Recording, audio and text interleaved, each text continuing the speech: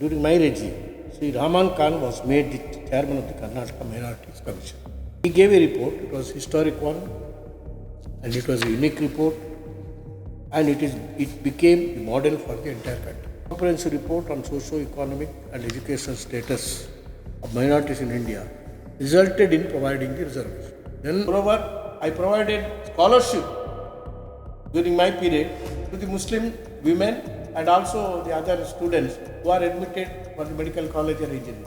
No, I had given the documents. Yes. My next question is, if it was Congress, why JDS claiming credit for themselves? I think a question of what you say, forgetness. They forget that it was done earlier.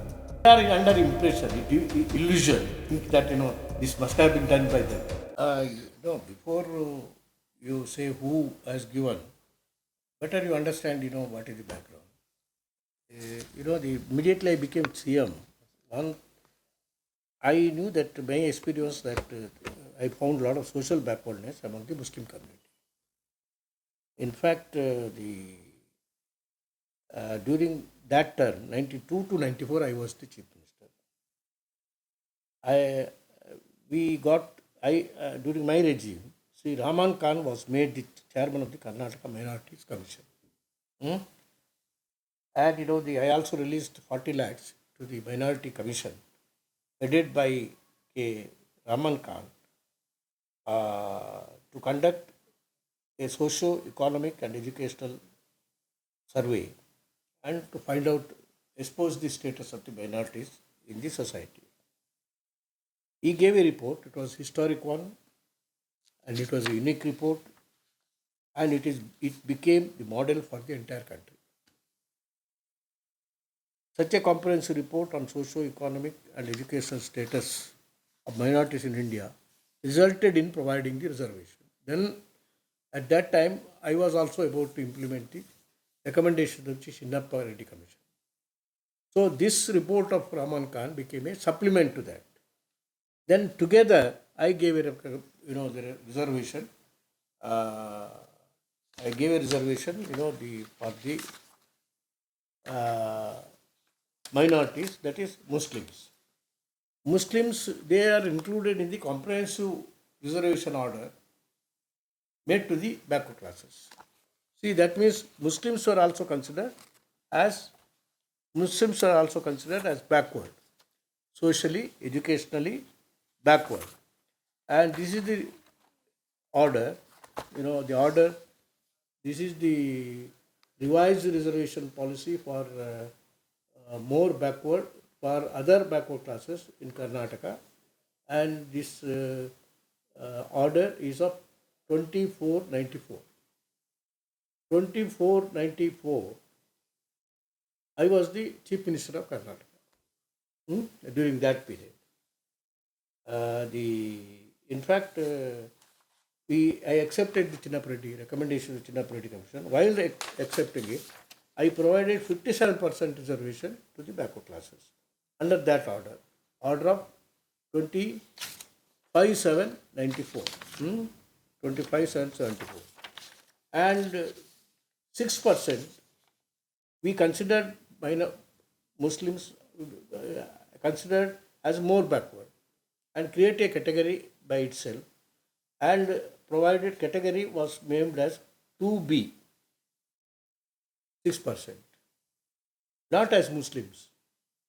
But they were considered backward because of the data, statistics available, because they are socially, economically backward, socially and educationally backward. That is the criteria. And that is how the percentage of reservation enhanced from 50% to 57%. Then somebody went to the Supreme Court challenging that 57%, because according to the then rule, and even now it prevails, you cannot provide reservation to more than 50% to anybody. So that is how the Supreme Court said, according to the interim order of the Supreme Court, we reduced the 57% to 50%. And accordingly, 6% which was given to more backward, namely Muslims, as a backward classes, reduced to 4%. Proportionally, it was reduced. And the they enjoyed all these facilities. The now our home minister of the country, I must say, he is illiterate, huh? Because he has not gone through this order. It was given under the category of the backward classes, clearly categorized as such. And he says religious minorities cannot be classified and given reservation. That is what he says. It was not given like that. It was given as a backward classes. Clearly, that too based upon a socio-educational survey conducted by a commission. That is the Minority Commission. And only after that, based upon that report, reservation was given. It cannot be denied. See, when it is also, maybe you can name it as a community, but at the same time, all those people, even an individual, if he is, individual can be considered as a backward class. Even an individual. That is according to the many of the decisions given by the Supreme Court. So I must tell you that this is what a sizable section of the minorities are found to be socially, educationally, politically, and economically backward. That's it. When they were found as that, you cannot deny it. Denying is a discrimination. It will be opposed to the principles as laid down by Article 14 and 15. So they are entitled and they are eligible, and just because those class of people belong to the minorities, Muslims or Church, these people look at it a communal angle.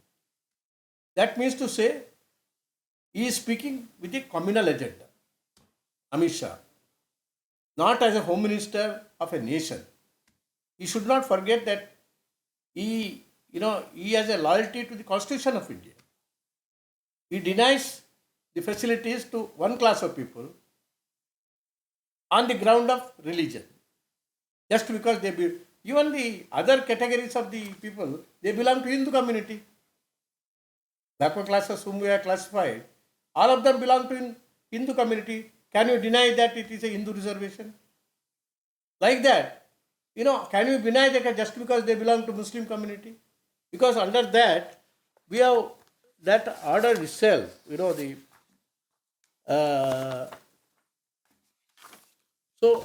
that 2B, which I consider, and we provided the reservation, I will tell you which are the communities. I can tell you that.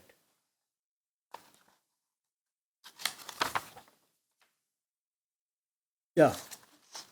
See, the 2B, Muslim, Buddhist, and SC converts to Christianity. These are the three, not only Muslims. He thinks that only Muslim. That is how I say he must be a illiterate. He cannot be a literate. He has not gone through the report. I think better he goes to the report or somebody teaches him. What is this category 2B?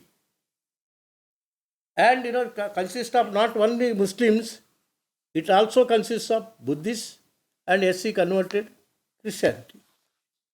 This is the report. And what he spoke is totally against the letter and spirit of the Constitution of India.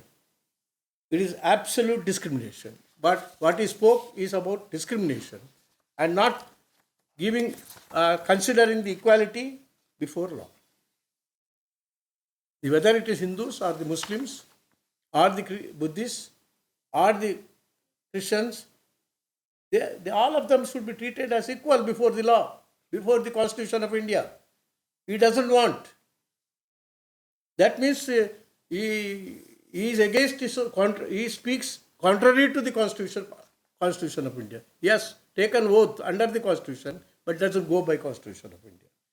And the Jawaharlal Nehru, he said, one quote I must say, nationalism cannot exist together with the communalism. He adds up that. What he speaks is, he thinks that communalism is higher than the nationalism.